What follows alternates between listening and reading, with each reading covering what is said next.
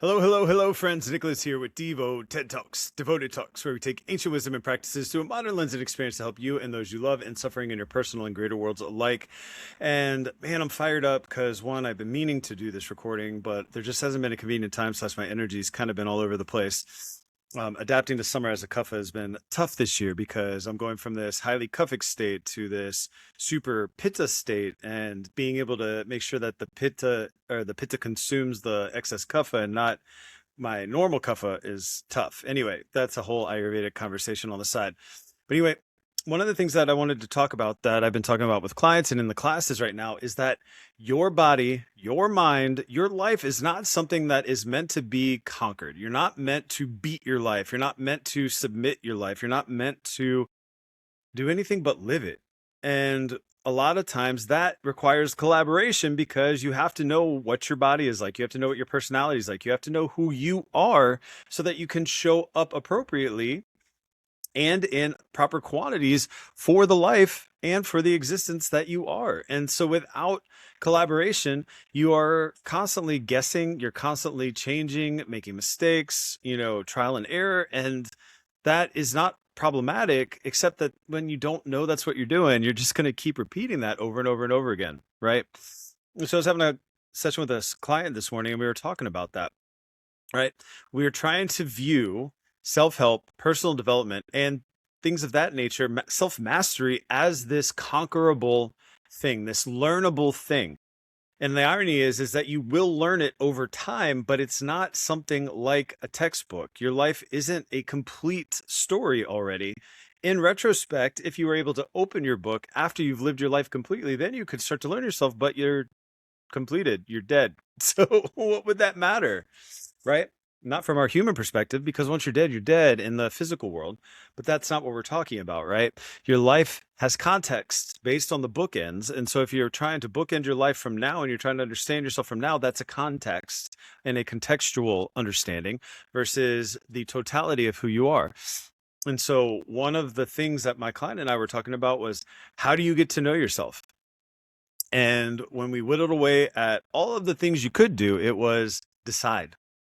Ultimately, you just have to make the decision that you're going to get to know yourself, and then you start acting from that position of decision, right?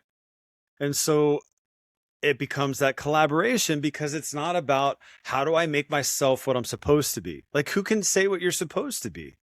Like, yes, society does ask things of it. Society does require things of us, but that doesn't mean that you have to stay there and you have to do it. It doesn't mean that you can't move to another country. It doesn't mean that you can't do other things. Now, I will say, depending on, when you were incarnated, thousands of years ago, maybe it did matter where you were born and you were stuck with what that was. But that's not where consciousness is at right now. And that's not where humanity is right now. And I'm not saying there aren't bad places to be born, because there are, and there are challenging environments. But I would posit that those people who choose to incarnate there, those souls that choose to incarnate there, are doing that deliberately for the knowledge that can be gained in that. And then the greater context of existence, they're helping us know ourselves more through being willing to live that life, right? I was going to say suffering, but it's not necessarily suffering, because nobody decides for anybody else whether they suffer or not. That person's perspective dictates whether they're going to suffer or be in pain while they're experiencing the things that they're experiencing. Now, that being said, pain hurts, right? And sometimes we can't control the pain, but in some yogic practices, can become a master of what sensations are felt or not felt, or how they are interpreted by the body or the psyche or the soul. And so if it's malleable and mutable and able to be changed, then there isn't a right answer. It just matters what the context is right now. So if you're asking a finite answer, it is only for that moment or that context, period, end of story. That's it. Wrap it up, right?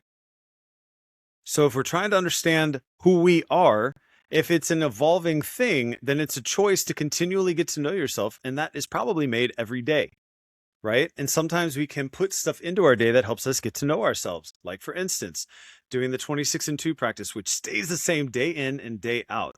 And in the doing of that day in and day out, you will come to know and understand yourself, because you are the thing that's changing in relation to something static in your life. Your routine is something that can be static in your life, and then you become aware of who you are through that change in you against that static aspect of self. But again, that's context. You're giving context and duration so that you have an adequate amount of data to understand. But see, it's not necessarily just a mental understanding. It is a felt understanding. It's a heart understanding. It's a soul level understanding. And that is the point. We are mind, body, spirit, yet we live very much in a mind only way some of the life, and then a body only way other parts of the life, right? Like, we're so inactive and use so much of our mind that we have to remember to schedule time to work our bodies, when if it weren't for our bodies, we wouldn't have the luxury of doing things with our mind anyway. Like, it's this weird conundrum, right? What am I saying here?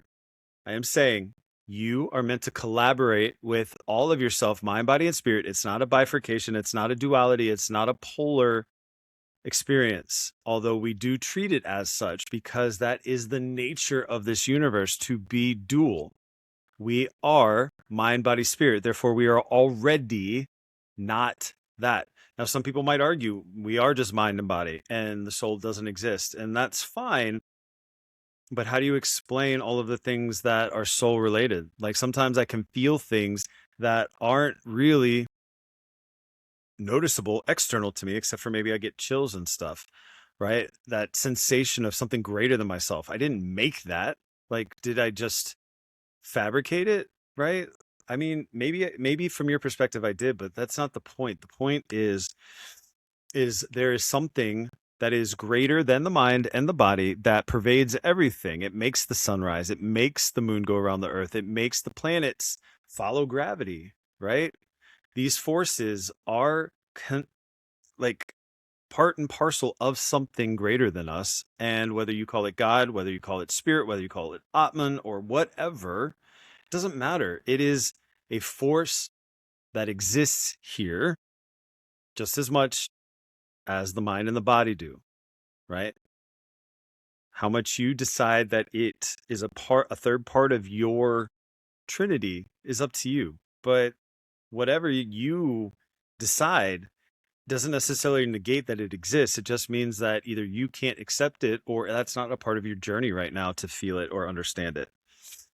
But I trust Ayurveda and I trust Sankhya's philosophy, and I trust that symbols from millennia past oftentimes depict a trinity or a three rather than just a two. I mean, the Holy Trinity, right? Father, Son, and Holy Spirit. Mind, body, spirit. I don't know. Sounds kind of similar. Sounds like religion can get in there too. Anyway, what should you take away from this? Collaborate, collaborate, collaborate. You are the agreed, work partners of your cells of your body, of the systems in your body, of your mind, body, and spirit to execute the experience of life.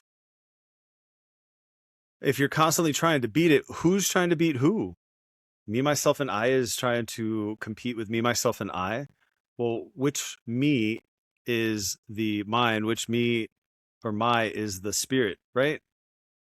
It is all one, and yet the pieces collaboratively working and creating together for the experience that we lovingly call life.